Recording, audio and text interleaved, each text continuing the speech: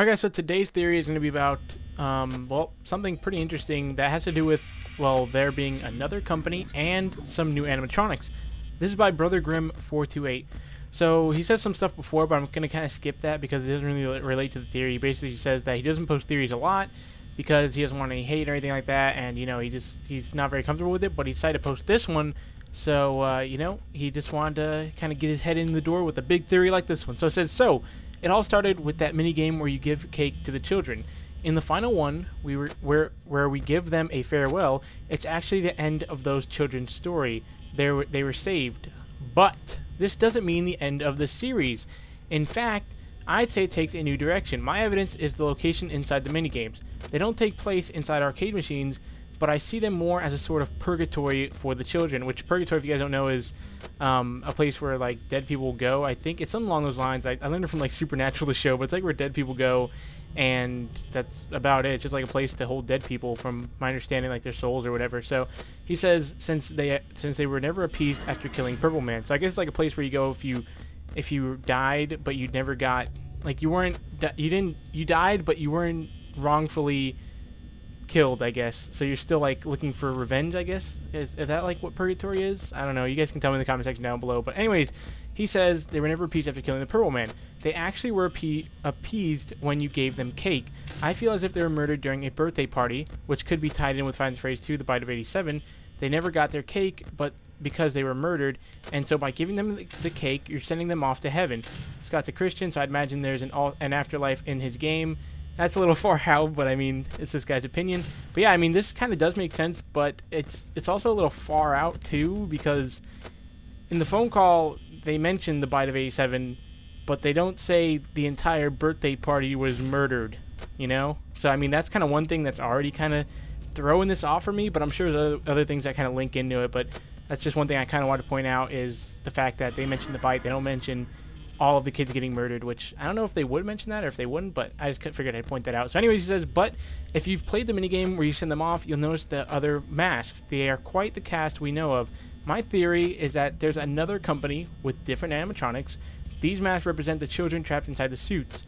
These minigames take place in a purgatory, where the children were waiting to be appeased, or waiting for their cake. And what are those extra masks doing? They're waiting for the cake. So he's saying basically that for them to die happy, you have to give them cake, which kind of signifies them being released. So in the minigame, when you give them cake, they're kind of going and leaving purgatory and becoming, you know, happy and going to heaven, basically. So it's kind of far out, this theory, I have to say, but I mean, there's some stuff that I do agree with. Like, I like the idea of it, and it also kind of links in with this place that we went to on the mini games, where there's these new animatronics. At least that's what we think, because, you know, you have the marionette in there and you have the other animatronic masks, but there's also these masks that we've never seen before, which no one's really talked about. I mean, I've seen a couple theories on it, but no one really talked about that, including me, where, you know, there's these masks that we've never seen before.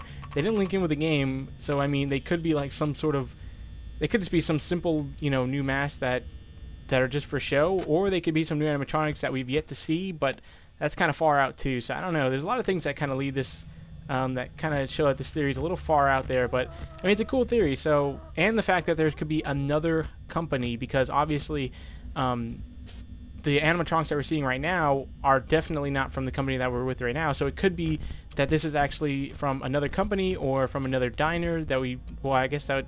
I mean, it's, yeah, there's so many things that are just like, with this theory, but it's, I mean, if you can link them all together, which I'm sure there's a way of doing that, it could make a lot of sense. Well, I actually want to read some other things that he posted. So he said, the puppets minigame takes place in purgatory, and the extra masks are different children and different animatronics waiting to get their cake so that they may be appeased. This is where the game will take place, a new company. Also, a bonus theory / supporting evidence. I believe that the hat was auctioned off. Could the hat be haunted? I mean, we don't actually know which Freddy lost their hat, and it seems that Shadow Freddy and Shadow Bonnie are haunted. Could this hat be Shadow Freddy's hat, and could it have been auctioned off to his new company? This could tie in the Shadow animatronics to the new company. So there's another theory right there in itself, that maybe the hat was actually bought by this other company. And I mean, that would actually be really cool, but it would just, the only thing about that is it would throw off the storyline completely, because I mean, where would Purple Guy be and all the other stuff? So I don't know. I like this theory a lot, and I would I want to hear more of it. So what do you guys think about it? Just tell me in the comment section down below. I like it though. I like the idea of, you know, if he did make Five Nights at Freddy's 4, that we would end up going to like a new company and there'd be these new animatronics. But then again, you can't just forget about the old animatronics because, you know, there's still a lot that we don't know about them. So I'm gonna read one comment though. He said, I would think it was amazing if Scott had a new game similar to Five Nights at Freddy's but a different title, and the puppet and 2 shadow creatures related to the animatronics were there. The puppet could be like a Charon, did I spell that right? Or even have the right guy, whom took dead souls across the river Styx in Greek mythology. So I mean, this is actually going pretty far out, but I mean, it's cool to think that there would be another company, and in this other company there could be you know, these new animatronics, and they would somehow end up linking together. But I don't think so. I think Scott is gonna make one more game, and I feel like if he was gonna make one last game, he wouldn't take it to a new company, because unless he can fit this entire storyline into this new company or this new game, I just don't see it being possible. So I don't know, it's an interesting theory, but I do think it's a little far out. Tell me what you guys think in the comment section down below. If you'd like to add anything on, like I said before, tell me in the comment section down below, and leave a like down below if you enjoyed today's theory.